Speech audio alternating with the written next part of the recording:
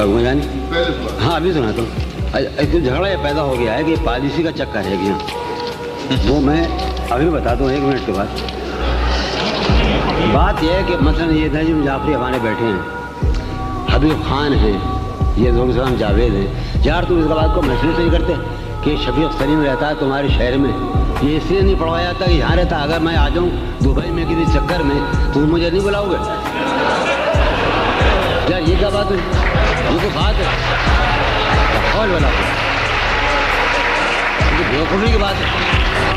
ये क्या कर रहे हैं आप लोग? यहाँ पॉलिसी बिल्कुल बदलें, ये बिल्कुल फजूल बात है। आप कतन ये पॉलिसी बदलें, मैं इसका इस सूरत में हम नहीं पढ़ेंगे यार।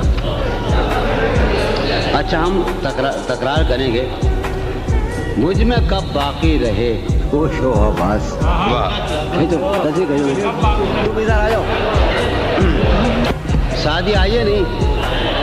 मुझ में कब बाकी रहे होश व हवास, वो घनी पलकें जो बोझल हो चली, खींचनी थी अपनी तस्वीरें जुनू, खींचनी थी अपनी तस्वीरें जुनू, बैठे बैठे उसकी जुल्फे खींचनी। क्या कह रहे हैं?